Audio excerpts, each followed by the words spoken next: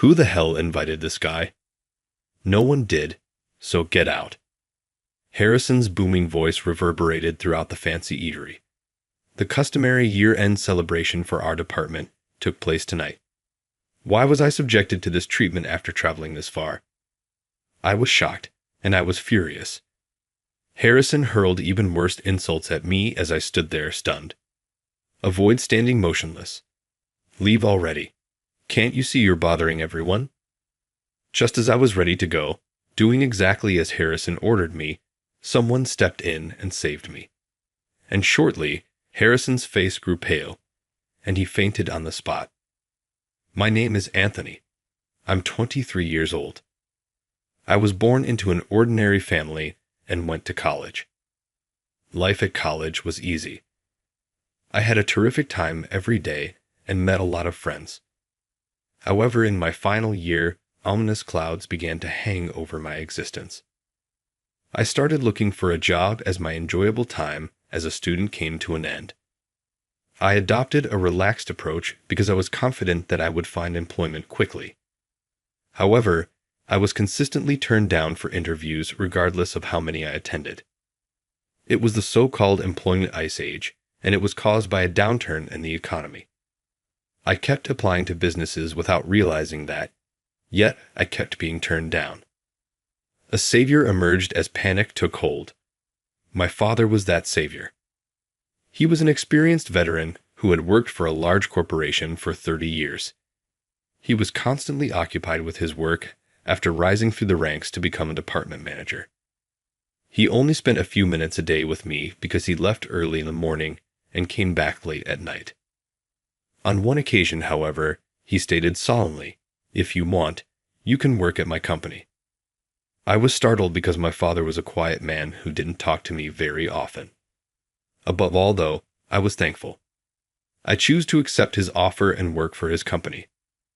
I still had to pass an interview, even though it was a nepotism hire. Although I was anxious, my father told me a lot about his business and offered me thorough interview guidance as I prepared. We had not spoken this much since we were young. It made me happy, and I felt genuinely glad that I had chosen to work at his company. I aced the interview and got a job offer because of my dad. My mother was just as happy as my father. Waiting for the induction ceremony was the only thing left to do. My father gave me a few books as a gift and said, "This book will be useful for you before you start working." Grateful, I read them attentively as I waited for the big day. I believed that my father would still be a fantastic mentor who would help me with my profession. But fate had other intentions. While I was in class at college, my phone started vibrating. It was my mother. I was unable to respond immediately because I was in the middle of a lecture. She was crying on the other end when I phoned her back. I pushed her for an explanation since I knew something was seriously amiss. She informed me that my father had passed out at work and had been taken in an ambulance to the hospital. I went straight to the hospital. I rushed to my father's hospital room as soon as I got there. However, it was too late. There he was, already lifeless and cold. What I was seeing was unbelievable. There were no tears shed. How had this occurred? Through her sobs, my mother told me, "It was a stroke. He kept calling your name until the very end." At that moment, tears came rushing out uncontrollably. "Weren't you supposed to teach me everything about work from now on, Dad? There were still so many things I wanted to talk to you about." For a while, I couldn't do anything. I was completely lost. Then one day, I found my father's journal at home. He had always been meticulous, writing in it every day without fail. My name appeared frequently in the pages.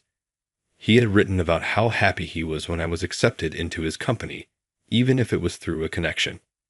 Despite his busy schedule, he had always been watching over me. That realization made me incredibly happy. Clutching the journal tightly, I made a vow to live strongly in his place. A few weeks later, the day of the company induction ceremony arrived. I was getting ready for the event, wearing a slightly oversized suit. I checked myself in the full-length mirror. With teary eyes, my mother said, You really look just like your father. That suit suits you well. Today was the start of my journey.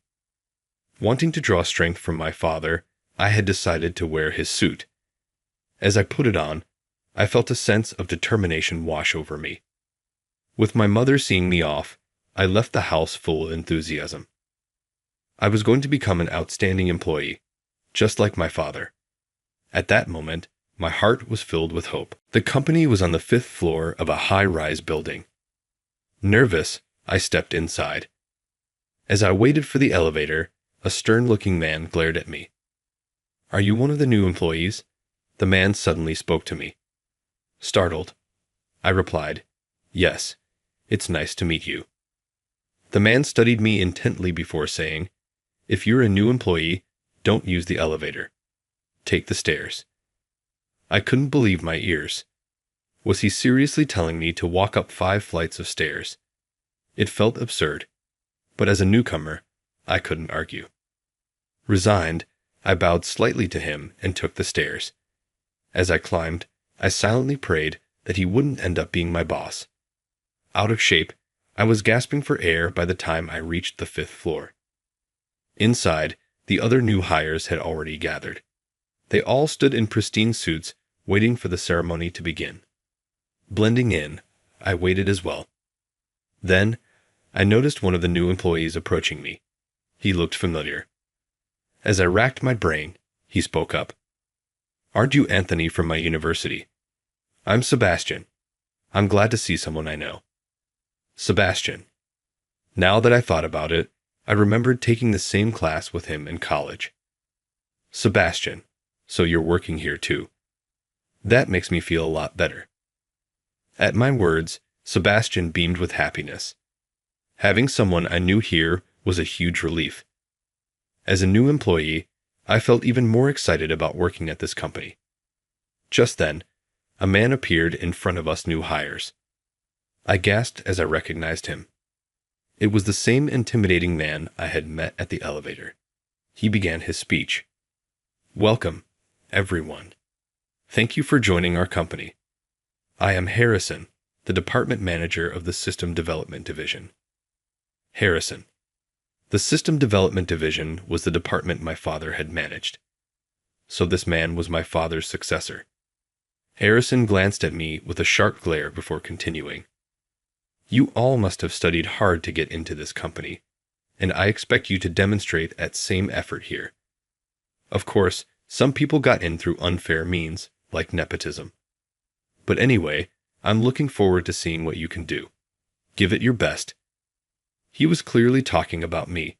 So, to Harrison, getting hired through family connections was unfair. I stood frozen in shock. Then, the department assignments were announced. I had hoped to work in the System Development Division, as I had studied system development in college. But after what had just happened, I wasn't sure I could handle working under Harrison. I silently prayed that I wouldn't be placed in his department. I nervously looked at the paper that showed my assignment. System Development Department. To my surprise, I was assigned to the System Development Department. I loved computers, and this was the job I had always dreamed of. So why did I feel so uneasy? What would my father think if he saw me like this? I got assigned to system development too. Unlike me, Sebastian looked genuinely excited. All I could do was give him a forced smile. I was too anxious about the difficult days ahead. The new hires were then sent off to their assigned departments. I walked toward the System Development Division alongside Harrison and Sebastian. The System Development Department is responsible for developing the company's systems using computers. I have loved working with computers since I was a child, and I studied programming in college. My father taught me a lot about computers. Thanks to him, I grew even more interested in computers and became more knowledgeable. I wanted to do a job like my father's in system development, so I applied for this department. The division was a space filled with desks, the sound of keyboards clacking nonstop across the floor. It was an overwhelming sight. As I took it all in, Harrison said something shocking. "Sebastian, I heard you were an excellent student in college. I have high expectations for you. Anthony, you really look just like your father. That stubborn glare of yours. You don't seem like you'll be any good at this job." I was shocked by Harrison's words. Even Sebastian looked stunned, as if he couldn't believe what he had just heard. How could a department manager say something like that to a subordinate? Harrison then raised his voice so the entire division could hear. "Everyone, listen up. We have a new employee joining us today. Sebastian. Make sure to welcome him." All eyes turned toward Sebastian. Wait, was he not going to introduce me? Even the senior employees looked puzzled as they glanced at me. Just as I was processing what was happening, Harrison let out a smug chuckle. "Oh, my bad, my bad. I almost forgot. We have one more newbie. This here is Anthony, the former manager's useless son. He probably won't be any good at his job, so feel free to dump all the grunt work on him." Something inside me boiled over, like magma about to erupt. The senior employees whispered among themselves as they glanced at me. Still in shock, I barely had time to process everything before Harrison called over another employee named Keith. "Keith will be your mentor. Keith, make sure to properly train Sebastian. He's an important new employee. Oh, and for Anthony, just do whatever with him." Keith let out a laugh. "Understood." With that, he led Sebastian and me to our desks.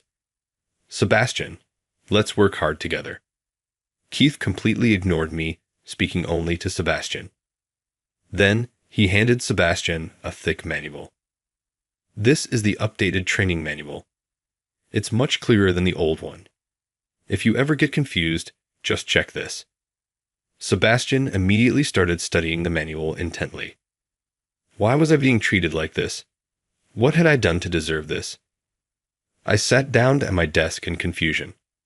Just then, the man sitting at the desk next to mine, a senior employee in his 40s, spoke to me in a hushed voice.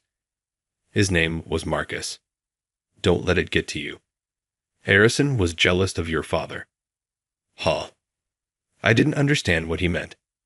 Jealous? As I stood there confused, Marcus looked around and explained various things to me. My father and Harrison joined the company at the same time, but my father was promoted faster and became the head of the system development department. However, Harrison was only able to reach the position of section manager. When my father was alive and serving as department head, Harrison felt frustrated because he couldn't go against him. Now, he's taking out his long-held resentment on me, his son. After hearing Marcus' explanation, I understood the situation. That's why Harrison was treating me so harshly. Everyone in this department is just trying not to get on Harrison's bad side. Things might be tough for you, but don't let him break you. At the time, I didn't fully grasp what he meant by tough situation, but I was about to find out soon enough. Keith was completely focused on training Sebastian, explaining things to him step by step. I had nothing to do, so all I could do was watch. Marcus worked at the desk next to me, operating the computer with practiced ease. I wanted to start working too, so I reached out to turn on the computer at my desk. The moment my finger touched the power button, Harrison suddenly shouted at me, "Hey, don't touch that computer without permission. What if you leak confidential information?" Leak confidential information? What the hell was he talking about? I couldn't hold back and responded. I don't even know any confidential information, and I have no intention of leaking anything. I was just turning on the computer. Harrison glared at me and let out an exaggerated sigh. "You are useless. There is absolutely nothing you can do here. Just sit there and make sure you don't get in anyone's way." I was beyond fed up with him. He might think that he couldn't get promoted because of my father, but I could only see it as a result of his own personality flaws. I had no choice but to sit there and watch time crawl by while Marcus worked. No one else in the department said anything. They all pretended not to see what was happening. For the first time, I realized that this was the difficult situation Marcus had been talking about. At last, the workday came to an end. As soon as the clock hit closing time, I let out a deep sigh and started packing up my things. Just then, Marcus turned to me. "How about a drink? Consider it a little welcome party." I'm drinking a beer." I figured if I went straight home, I'd just stew in frustration. So, I decided to take him up on his offer. The three of us, Sebastian, Marcus, and I, left the office and headed to a nearby bar. As soon as we sat down, Marcus ordered beers for me and Sebastian. We gratefully accepted them, and the three of us clinked our glasses in a toast. Marcus chugged his beer in one go. I was surprised by how quickly he drank. "I'm so sick of Harrison," he said. "He has no idea how much your father contributed to the system development division.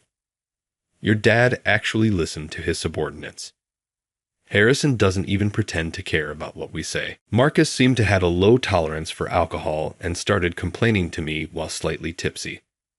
Apparently, my father had been a kind and thoughtful leader. Hearing that made me feel proud. I wished my father were still alive and the head of the system development department. I let out a deep sigh. "Anthony, your father must have been an amazing person." "I wish I could have met him," Sebastian murmured. Then, Marcus suddenly turned serious and looked at me. "Everyone's afraid of Harrison, so they don't say anything, but honestly, I think a lot of them want to talk to you.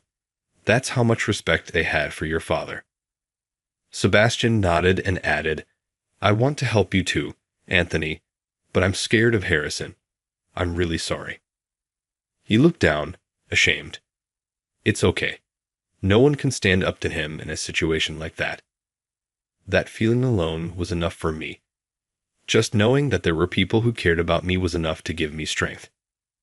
In this vast company, my only allies were Marcus and Sebastian. I was deeply grateful to them. The next day, I arrived at work with a fresh mindset. Talking with Marcus and Sebastian had restored some of my motivation. As soon as I sat at my desk, Harrison entered the office. The previously lively department fell into silence. As soon as Harrison looked at me, he said something harsh again. "Oh, you're here again. You can quit anytime, you know." His words froze me in place. Marcus sighed beside me. I lowered my head. Why couldn't Harrison say anything but insults? I was so sick of him. I couldn't touch my computer without getting yelled at. What was I even supposed to do? Once again, I spent the day just watching Marcus work. Several days passed like that. My motivation to go to work was nearly gone. Then, something big happened in the office. Keith, who was in charge of a major system development project set for delivery that day, had somehow lost all of the project data. And since there was no backup, the entire office fell into chaos. Harrison panicked. "Hey, this project is worth $1 million. If we lose it, I won't get off easy either." "I'm so sorry. I'll redo it as fast as I can." Keith kept apologizing over and over. Harrison ignored him and spoke to Marcus instead. "Marcus, you can do this, right? Help Keith fix it." His desperate eyes locked onto Marcus. Marcus looked conflicted but nodded. "Yes, I'll do my best." Since the project had to be delivered by the end of the day, Marcus started working frantically. Unable to hold back, I turned to Marcus and said, "Can I help with anything? I can at least build a system." Marcus looked at me in surprise, but quickly told me to help. I quickly powered on my computer. As expected, Harrison immediately noticed and shouted across the office, "I told you not to touch the computer, didn't I?" Even in this urgent situation, that was what he was worried about. I was speechless. Before I could say anything, Marcus raised his voice, refusing to back down. "Harrison, we don't have time for this.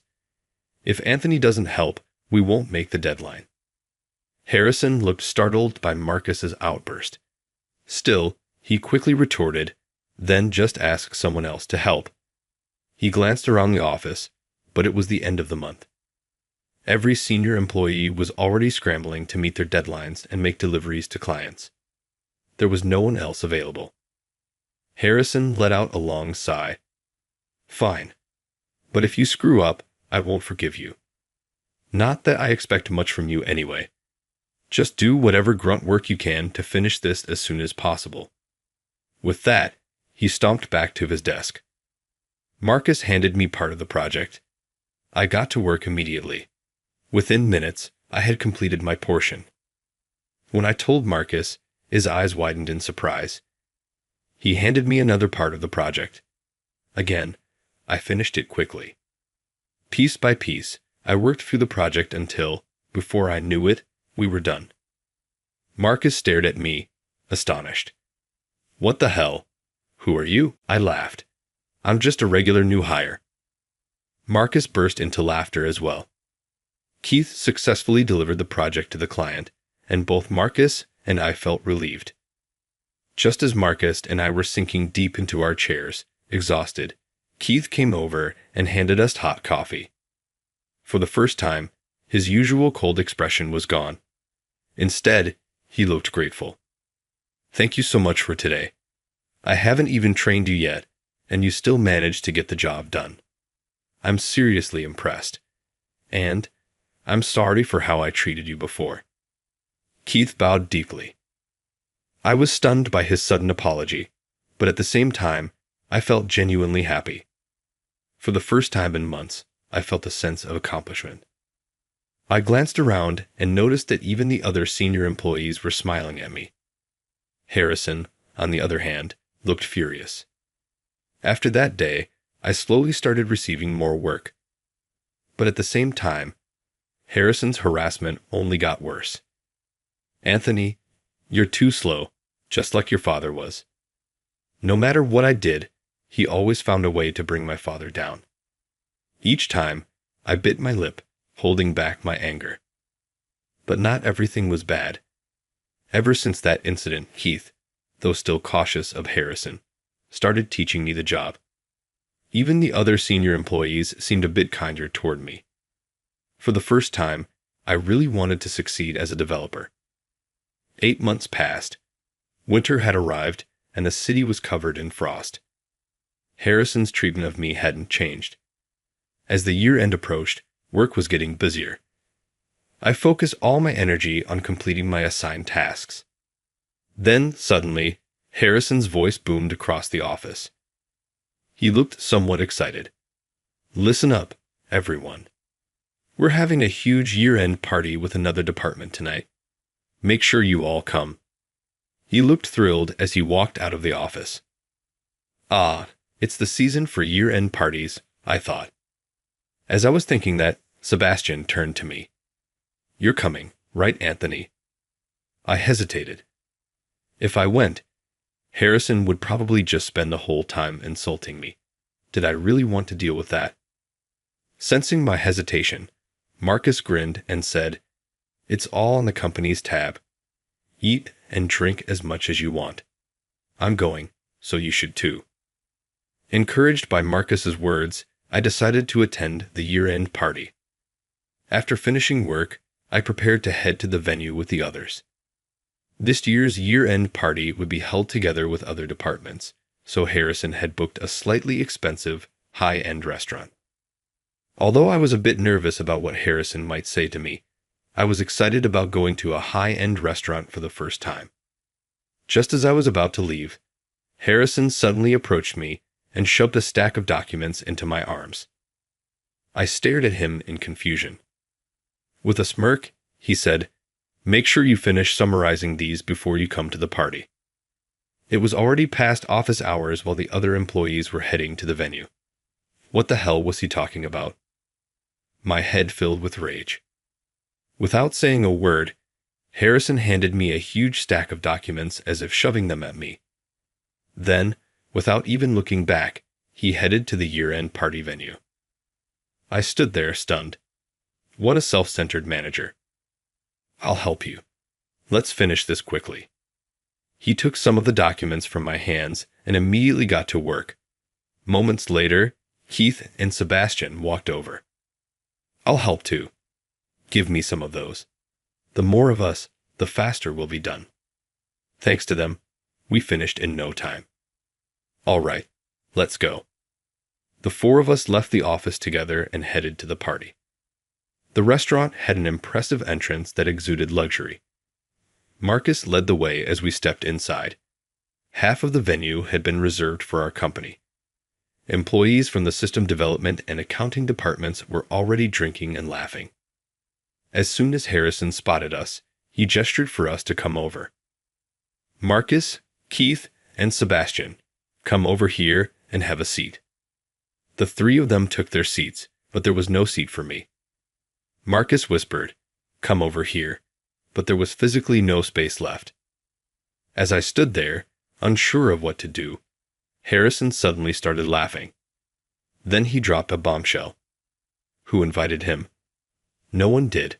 Go home. The employees from the accounting department, unaware of the situation, burst into laughter. I felt my face burn with humiliation. Even outside the office, Harrison had no problem looking down on me. Enough. I just wanted to leave. Forcing my body to move, I turned to go. But before I could take a step, Harrison twisted the knife deeper. Don't just stand there. Hurry up and leave. You're bothering everyone. A wave of sadness crashed over me. Why did I deserve this? Just as I was about to walk away, someone called out to me. I turned around. A kindly-looking man stood there. I heard everything just now. Your behavior is absolutely disgraceful. Watching it made me sick. Harrison's face twisted at the man's words. And who are you to say that? This has nothing to do with you. Step aside. The man didn't back down, even against Harrison's strong words. Oh, you don't recognize me? That's disappointing. The man looked shocked.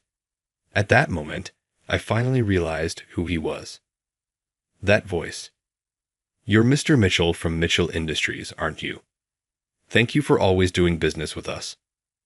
When I said that, Mr. Mitchell gently nodded. Yes, the man was none other than Mr. Mitchell, our business partner. I had spoken with him over the phone several times to confirm work details, so I recognized his voice. Mr. Mitchell looked at me intently and said, "You're Kevin's son, aren't you? You really resemble your father. The way you value business partners is just like him. Your father never forgot the faces of the company presidents he worked with." The room fell into complete silence.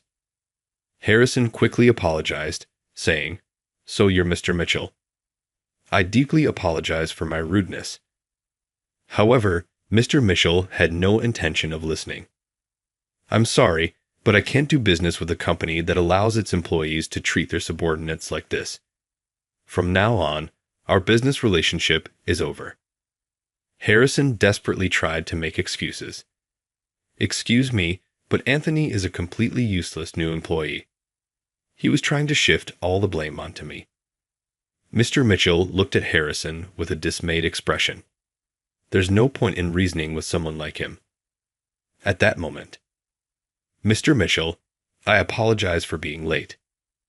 It was our company's president, Mr. Nicholson. He had come to the restaurant to discuss business with Mr. Mitchell over drinks. What a coincidence.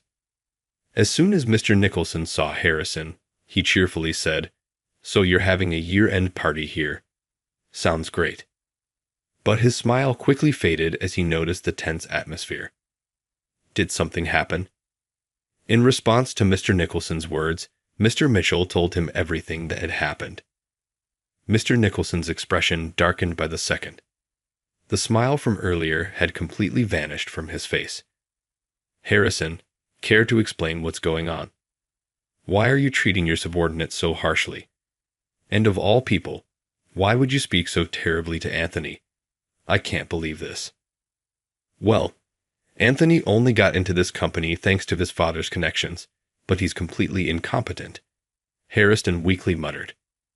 Then Mr. Nicholson burst into laughter. Anthony is incompetent?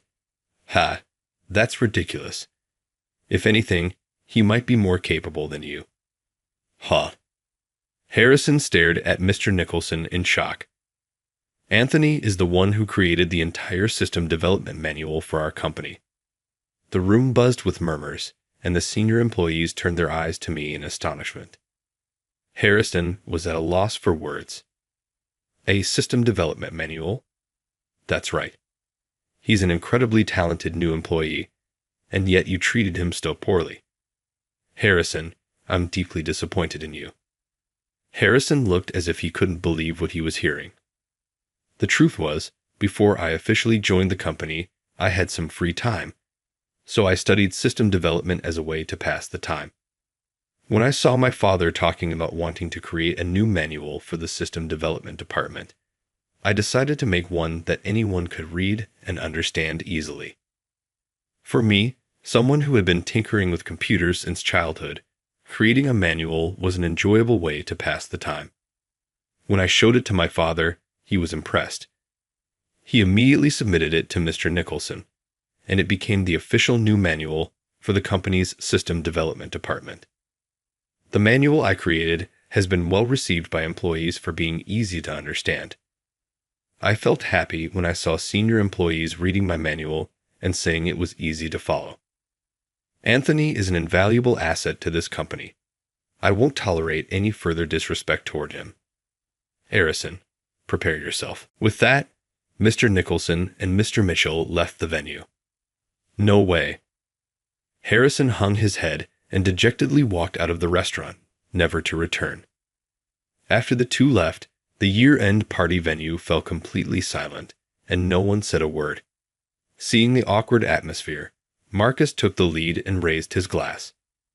A toast to Anthony, who created an easy-to-understand manual for the system development department. Hearing Marcus' voice, everyone joined in, and the mood brightened again. The senior employees poured drinks for me. I owe so much to your father. He taught me everything about work. As I enjoyed my drink, I got to hear stories about my father, making it a truly wonderful year-end party. As Marcus had mentioned before, the senior employees truly respected my father. I was overwhelmed with pride. I knew from the moment you helped me with my work that you were no ordinary guy, and sure enough, I was right. From now on, maybe you should be the one teaching me. Marcus spoke with a playful expression.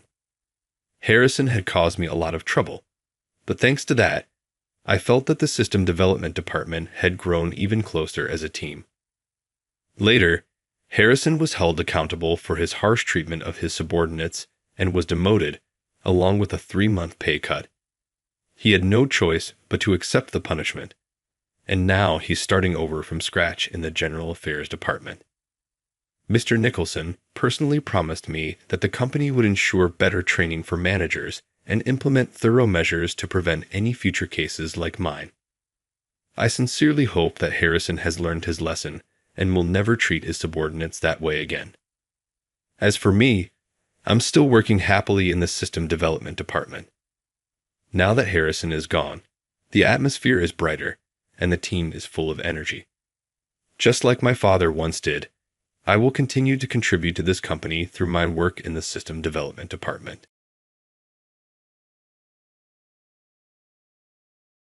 Is there any money in your account at all? Sally clearly thought I had no money based only on my appearance, even though it was something that could be easily verified. Are you certain that you're all right? You realize you don't have to put on a front. I had never experienced such treatment at a bank before. Enough already. Everyone, from young children to elderly people, should be served by banks. How can this type of conduct be tolerated? You may appear like a child, but you're lecturing me like an adult. Adorable. But truly, you don't have any money, do you? Give up acting.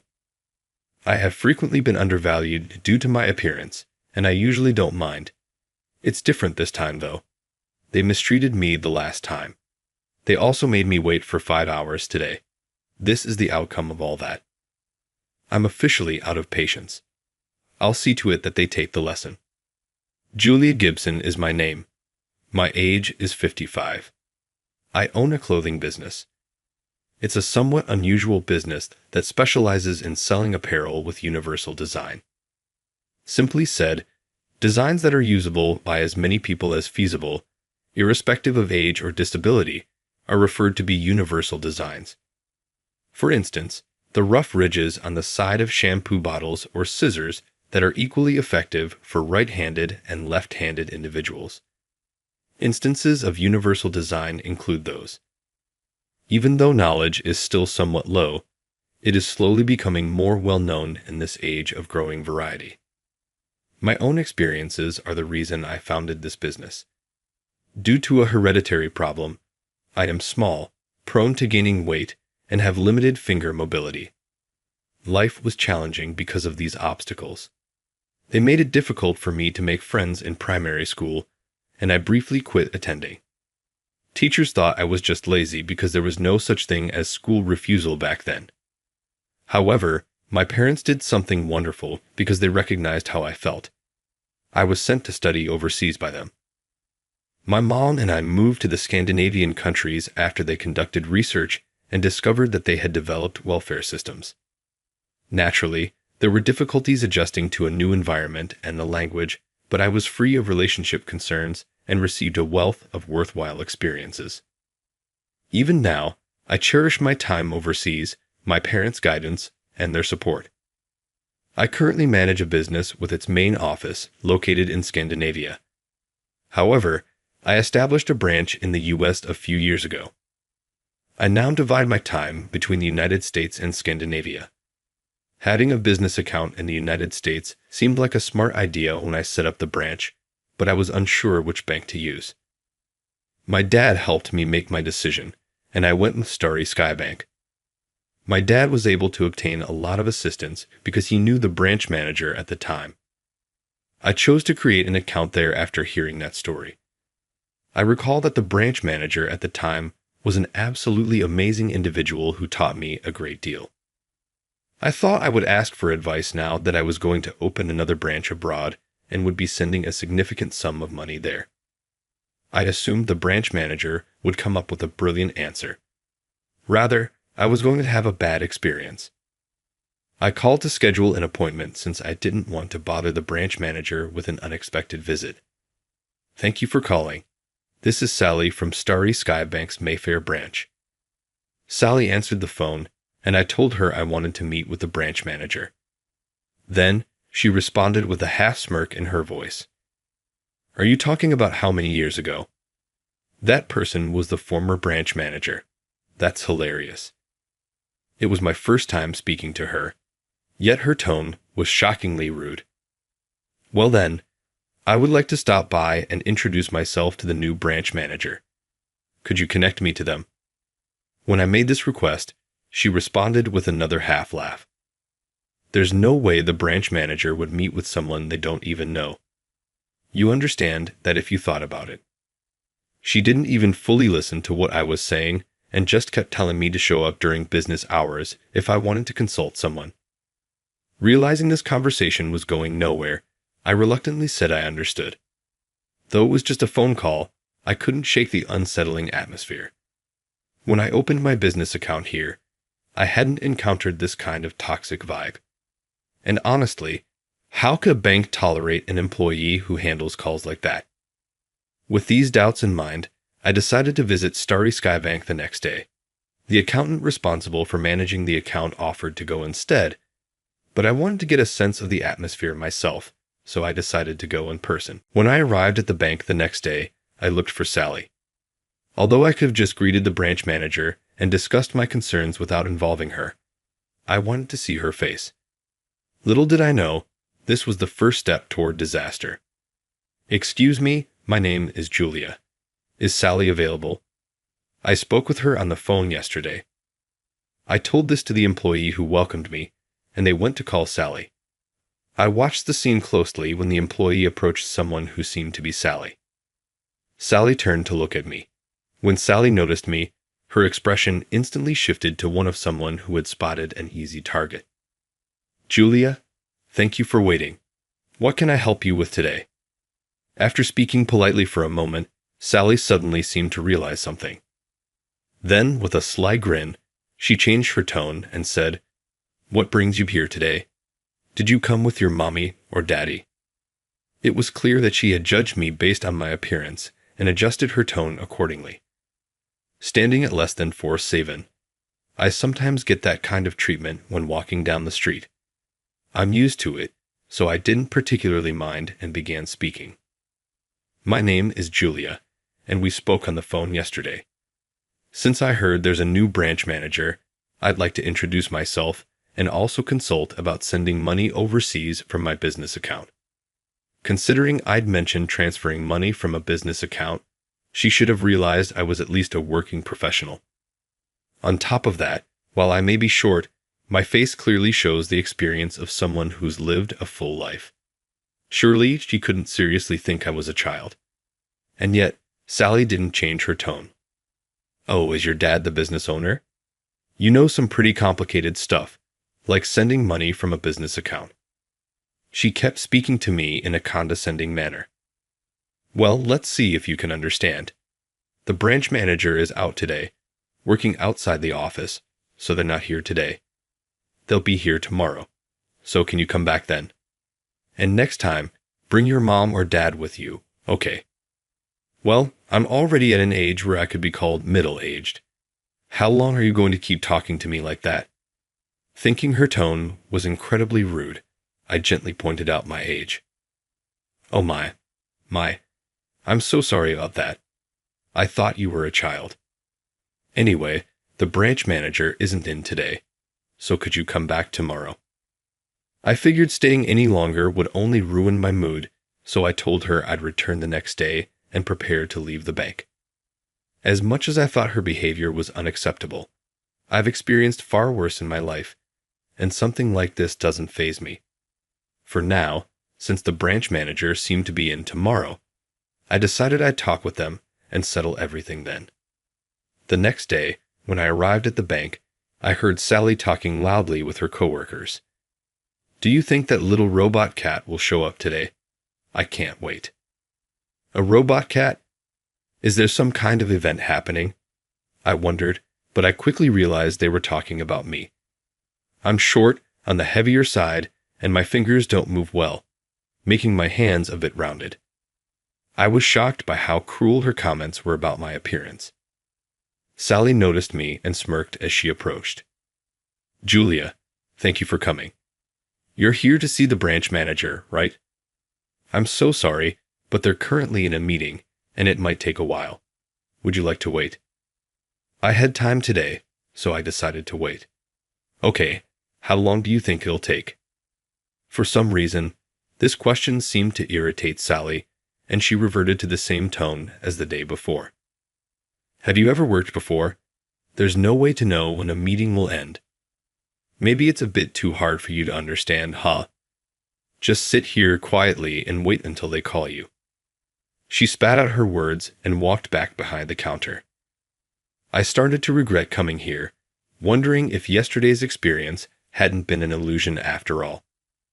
If I had let the accountant handle it, this probably wouldn't have happened. But I really wanted to meet the branch manager in person, so I had no choice. With that thought, I waited. But no matter how long I waited, it didn't seem like I'd be called. I also noticed Sally glancing at me occasionally and laughing. Every hour, I asked the other employees about the branch manager, but they all seemed to defer to Sally for some reason and kept telling me, "Please wait a little longer." At this point, I was determined to see this through to the end. But after 5 hours had passed, I realized waiting any longer was a waste of time and approached Sally. "Sally, I've been waiting for 5 hours now. How much longer will it take?" "Huh? Don't you have plenty of time? Just wait a little longer. You're the one who said you'd wait." Clearly, this person lacked the basic courtesy of not only a bank employee, but also a working professional. I was beginning to feel disgusted at the thought of keeping my business funds in a bank that employed someone like this. "I'm sorry, but I can no longer continue my relationship with Starry Skybank. I'd like to close my account." Huh. Sure, whatever. But do you even have any money in your account? Even though she could easily check, Sally had apparently judged from my appearance that I didn't have any money. Are you really okay? You don't need to put on a front, you know. I've been to many banks before, but this was the first time in my life that I'd ever been treated like this at one. Enough already. Banks are supposed to handle money for everyone, from kids to seniors. How can this kind of behavior be acceptable? Oh wow, you might look like a kid, but here you are lecturing me like a grown-up. So cute. But you don't really have money, do you? Stop pretending.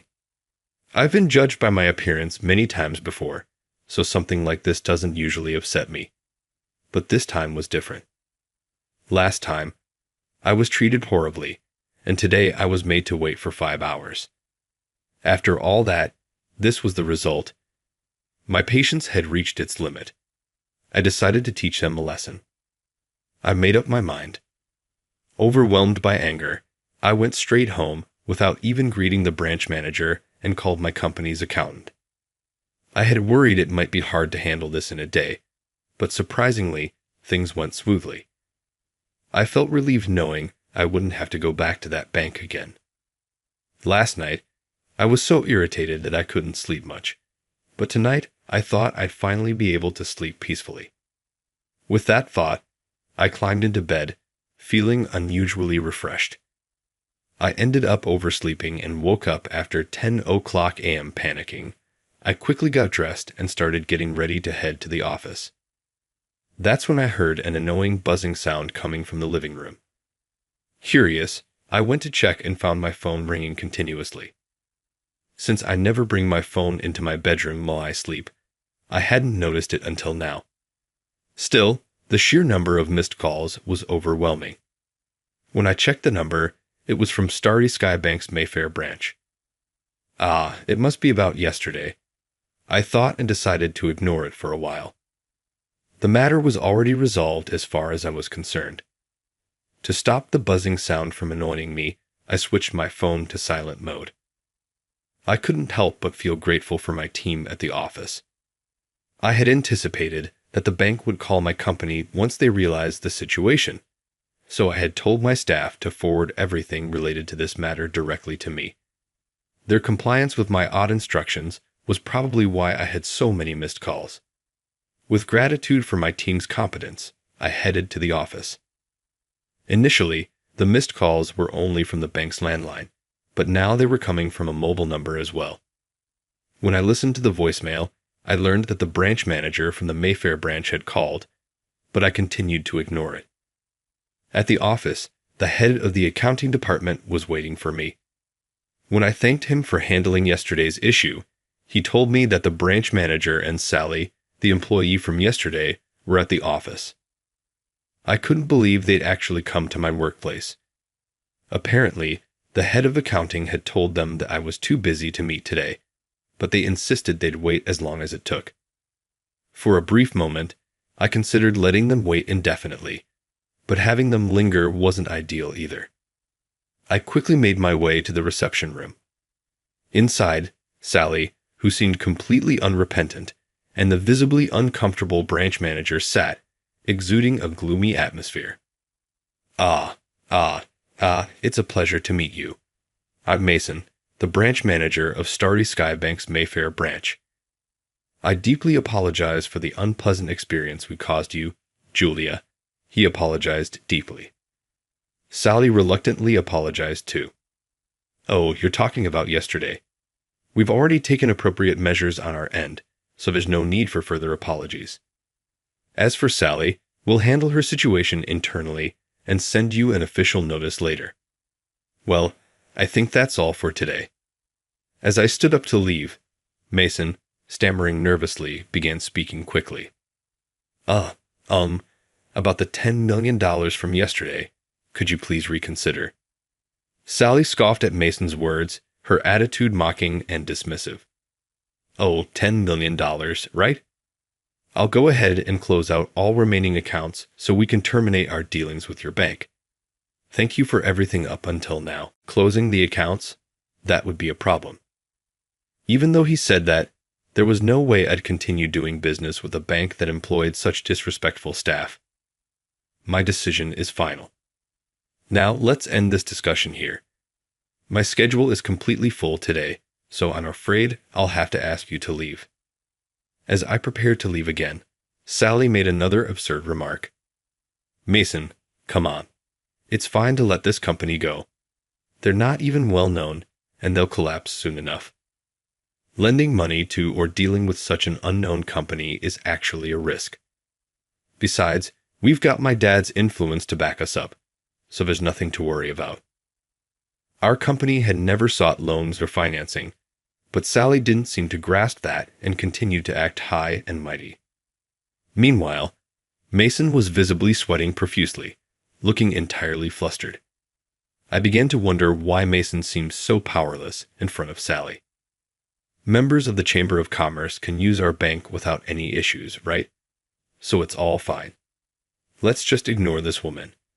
I mean, she looks like a childish old lady. There's no way she's capable of running a business. Look at her.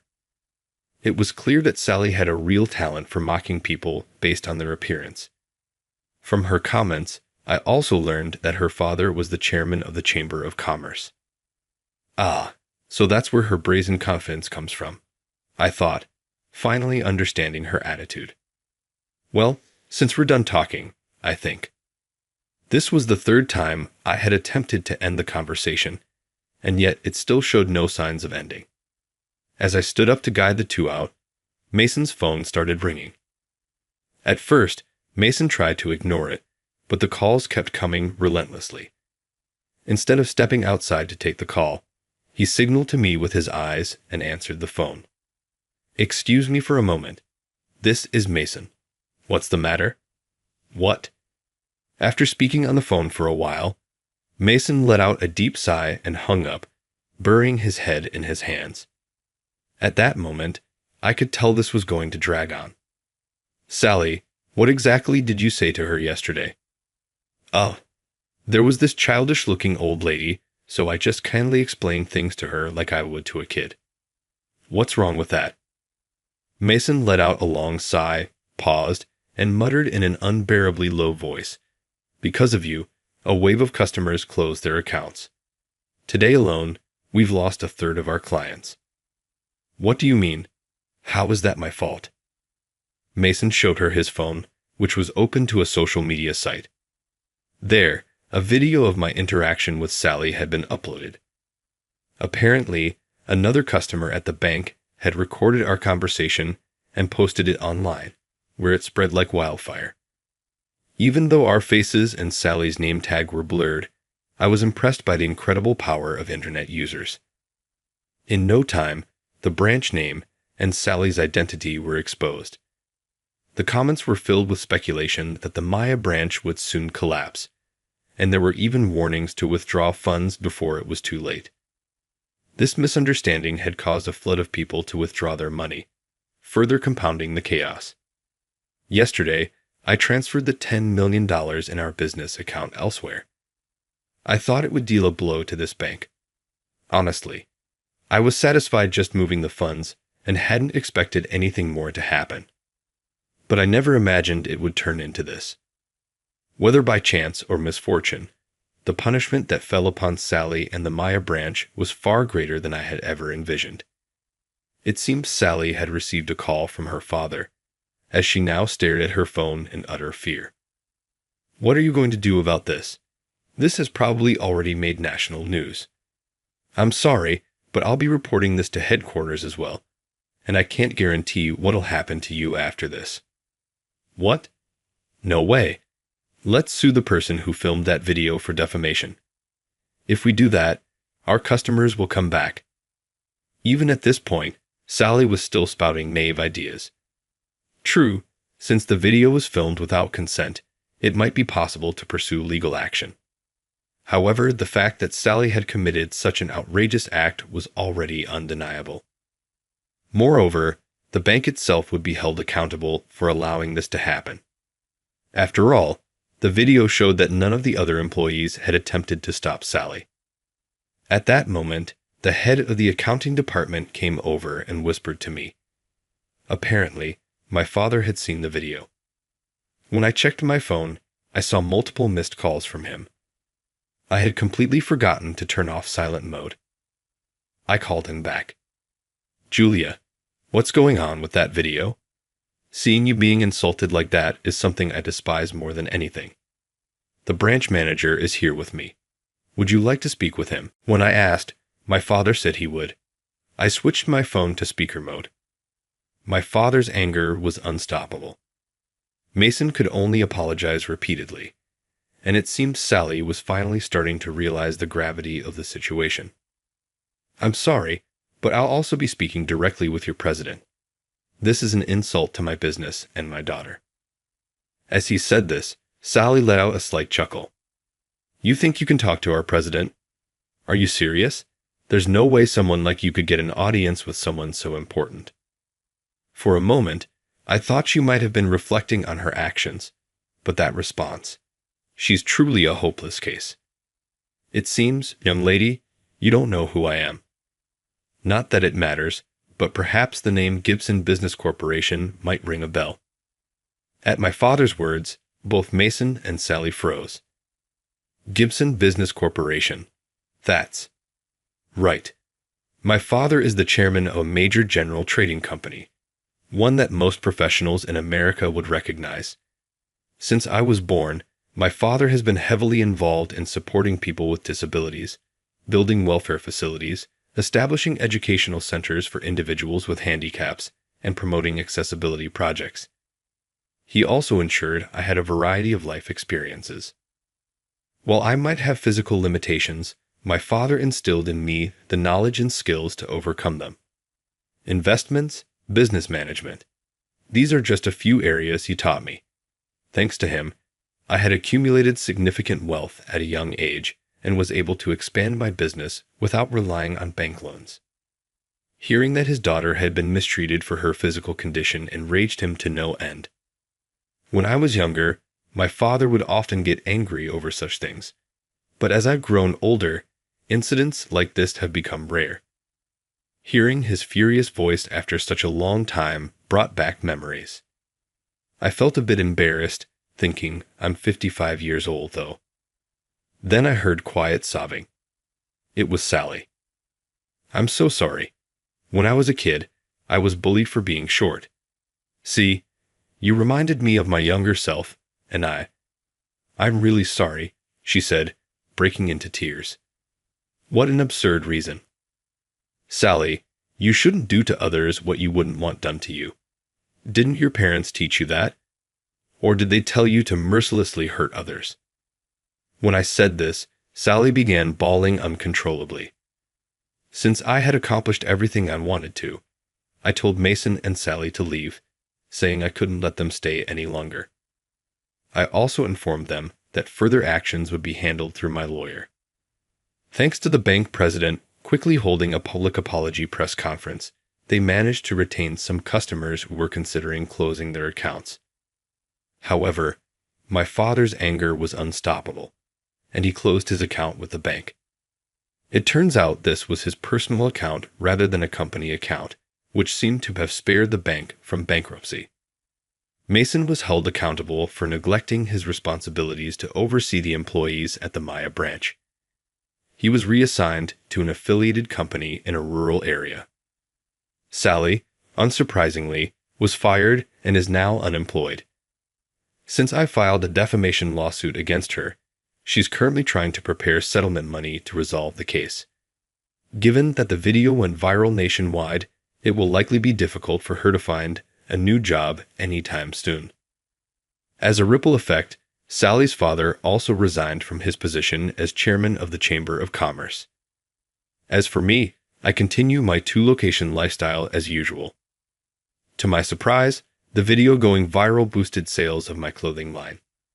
While the video did show some embarrassing moments for me, it also turned out to be great publicity for my company. I never imagined such a response, and needless to say, I was shocked. What's more, a publisher who became interested in my life reached out with an offer to turn my story, and my parents, into a book.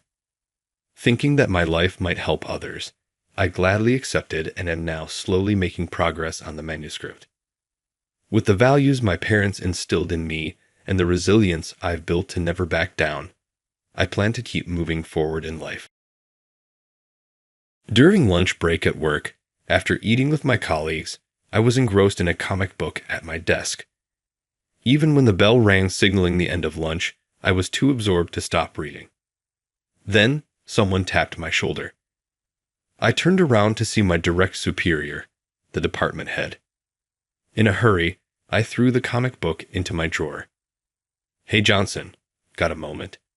Could you come to the conference room with me?" he asked in his usual mild and gentle tone. I got up immediately and followed him. Once we entered the empty conference room, he asked me if I planned on taking any more paid leave. I had taken sporadic days off almost every week the previous month.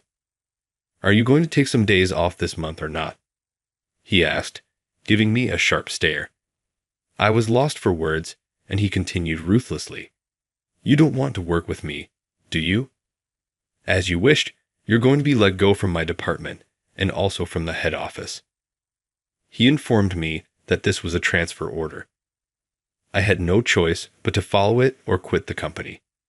"So you mean I'm being demoted?" I asked. That night, I told my girlfriend Mary about the situation. We'd been living together for almost 7 years. I explained that I had to choose between following the transfer order or quitting, and I chose to stay with the company. The new position was in a remote sales office in the Midwest. Mary asked why I was being demoted.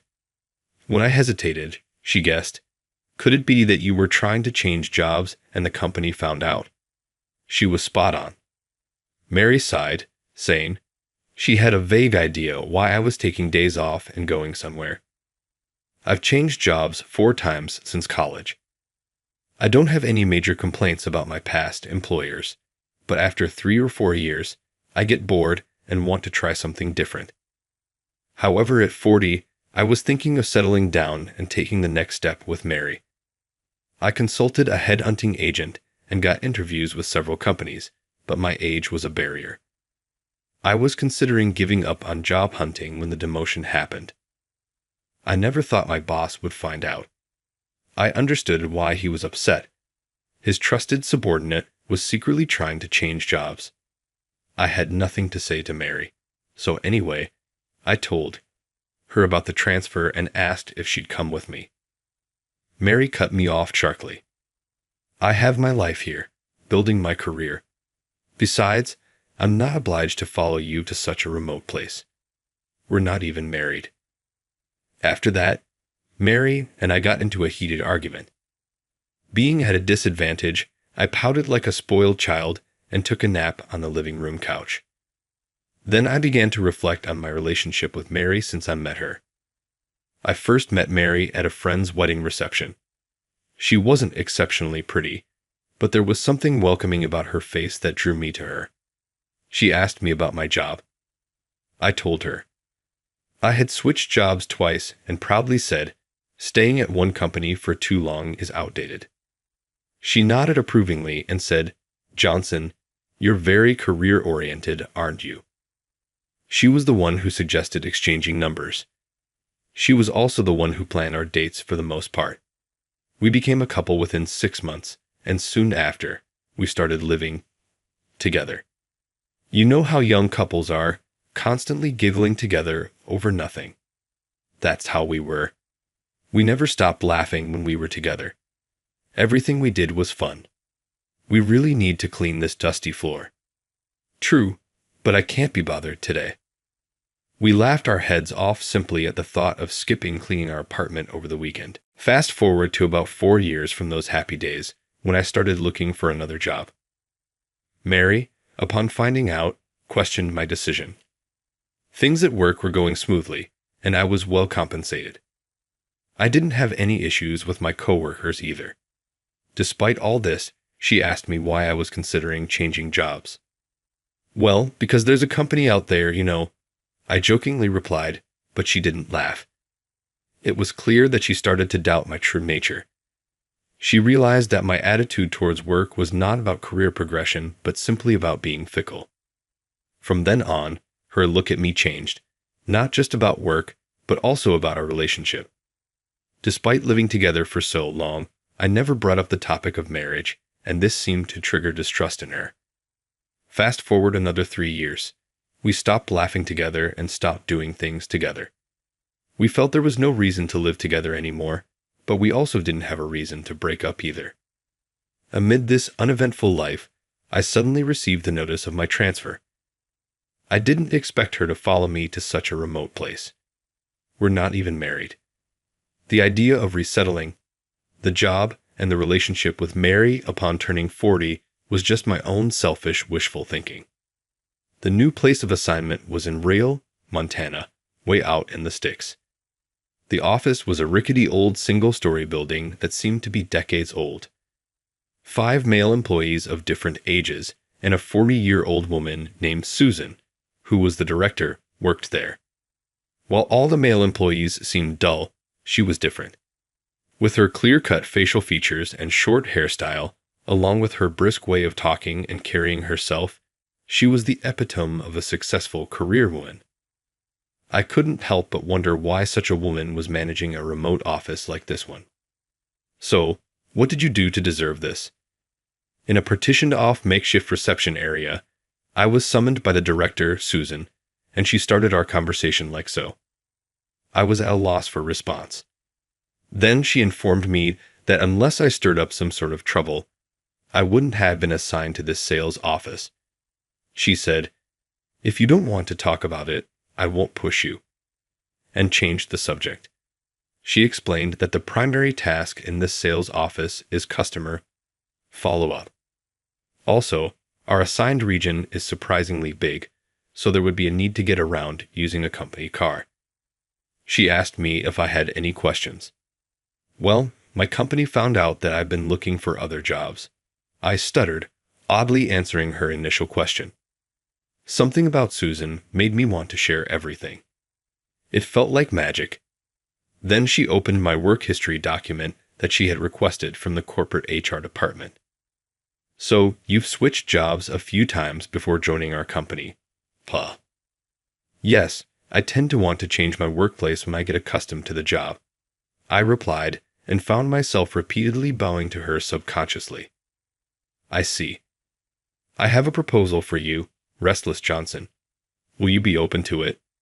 I found her bluntness rather refreshing. She then revealed her plan. Ever since her partner became the director, they had been hoping to improve the performance of this sales office by actively acquiring new customers.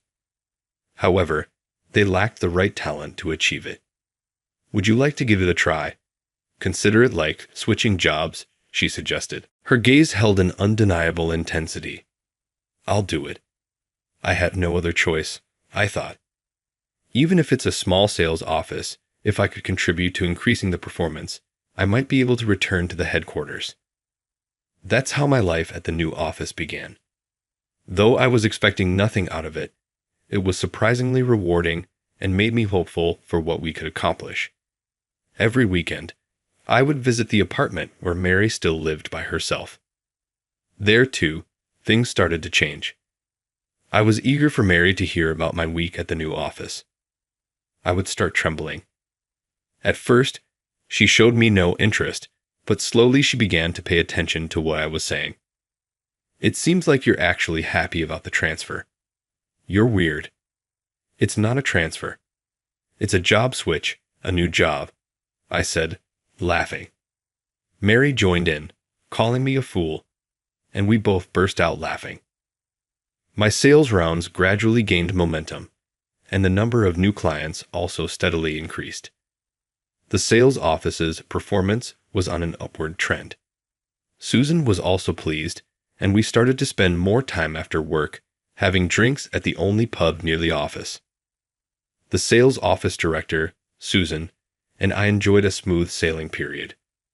However, on a Friday, half a year later, Director Susan, who had been out at the headquarters all day, returned to the sales office in the evening. Unlike her usual brisk self, she looked as if she had lost her soul. I rushed over to her immediately. "It's all over." "Everything," Susan muttered to me, then straightened her back and announced the news to everyone. The sales office would be closed at the end of the next fiscal year. She asked everyone to start considering their next moves as soon as they received their dismissal notices, as there would be nothing she could do about personnel matters at that point. As she slumped into her chair, she looked at me. They're banning new sales activity too. If we keep adding customers, it's going to be a hassle later on, Susan had said just before she buried her face in her hands and slid over the desk. The closure of our branch and the order to halt all new business was a shock to me. What am I supposed to do from now on? I really wanted to hop on a train and talk about the situation with Mary immediately. However, as I was getting ready to leave, Susan talked to me. "Johnson, would you join me for a drink tonight?" Seeing the look on her face, I decided to postpone going home to Mary until the next morning and join the director for the night. No, I actually wanted to join her because Susan and I had been after the same goal together for over half a year. In a literal sense, we were comrades in arms. She and I had quite a few drinks at our usual and only pub. All the hard work you've put in. We managed to boost our performance, and yet they're pulling out, shutting down our branch, she grumbled, drinking heavily until she could hardly stand.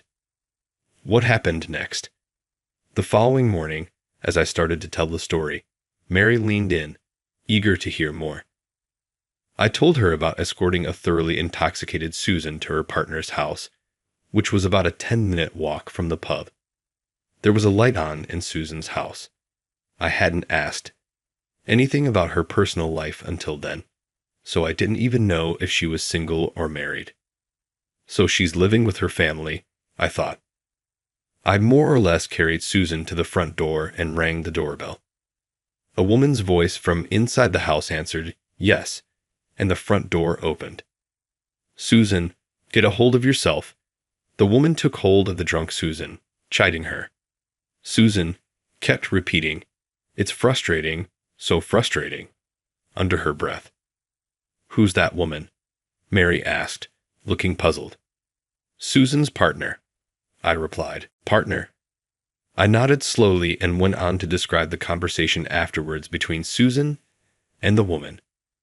Susan clung to the woman in a childish and clingy manner that she'd never displayed at work. The woman gave me a wry smile, saying, "Here we go again," before she took Susan inside, then came back to where I was standing at the entrance. "Johnson, isn't it? Susan is always in your debt." She thanked me sincerely. Susan was sent to that branch because the company took issue with her living with someone who wasn't a spouse or recognized family member, I told Mary. Ever since, Susan had been living in a house they rented themselves without receiving rent allowances from the company. Monday of the following week, as soon as I arrived at the office, Susan called me over to the reception area. The first thing she did was apologize for her behavior on Friday, saying she had gotten so drunk she can't remember anything. "I must have caused you trouble by having you take me home, and about what's going to happen from now on." Susan began lowering her voice. She had decided to resign voluntarily without waiting for the company's formal notice. When she was reassigned to this sales office, she was headhunted by a client company. She said, at that time, she decided to stay with a company that had demoted her without any wrongdoing, hoping to give them a taste of their own medicine. She wasn't sure if that client would still hire her, but she had several other prospects, so she was planning to look for a job after leaving. "You know, my roommate suggested it might be better that way," Susan's partner kindly suggested. "Susan should lend a hand in my search for a new job if necessary. In other words, as long as I'm the director, I should be able to pull some strings. So why not use your paid vacation or whatever to help PL for a new job? What do you think, director?" Susan's words made me realize something. Since I was reassigned, I had sealed off the idea of changing jobs. That's why, no matter what order was handed down, I had decided to stay with this company. But the passive attitude would not do any good at this point. Now is the time to change jobs. But I was worried about what Mary would say if she found out I was changing jobs. That was my only concern. I contacted the headhunting agent again and started to look for a job. Thanks to Susan, the process of scheduling job interviews went smoothly. However, I couldn't find a company that would hire me. A month passed, and it was time for the boss to leave the office. "I wonder if I've meddled in your situation too much," Susan said when I told her that I was having a hard time finding a new job. At that time, I still had the option to stay with the company. On the weekend, I went to Mary's apartment as usual. "Oh, I see your boss, Susan, left the company," Mary said, and then she asked me what I was going to do. When I made a nervous face, she smiled and said, "You were looking for a new job, right?" Over the past month, when I came here for interviews, I had lied and said I was called into the headquarters, but Mary had seen right through it. I told her about how Susan was supporting my job hunting. "With Susan gone, what are you going to do with your job search?" "To be honest, I'm not sure," I replied. "I haven't found any prospective options, so I might end up sticking with my current company until retirement." "You mentioned it before, right? When we first met, that the concept of long employment at one company is outdated," Mary said, resting her hand on my shoulder. She then spoke. She disliked the idea of changing jobs out of boredom, but would agree 100% if the purpose was to find what I want to do. "Don't you want to find a new job?" I nodded, albeit reluctantly, but I hadn't made up my mind yet. Then Mary took out our joint bank statement from a drawer and showed it to me. "With this much in savings, we can get by with just her income for a while. Leave it to me, so please take your time and find your next job." Inspired by her words, I resigned from the company, put all my effort into job hunting, and finally secured a job at my desired company. That weekend, Mary and I went out to the city to buy a new suit for me. By chance, we ran into Susan. She was with that woman. We stood there catching up on what had been going on in our lives. "And how about you?" Susan asked, stepping back and looking at Mary behind me. I took Mary's arm and led her forward. "She's my, partner." Mary gave a nervous nod. "Oh, your wife is so beautiful and lovely. Truly, you make a wonderful couple," Susan and her companion agreed. I put my arm around Mary's shoulder and said yes.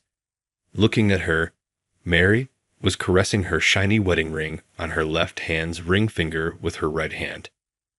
I hope you enjoyed today's story. Your subscription and likes give us the motivation to continue our work. We are looking forward to your comments as well. We'll see you in our next video.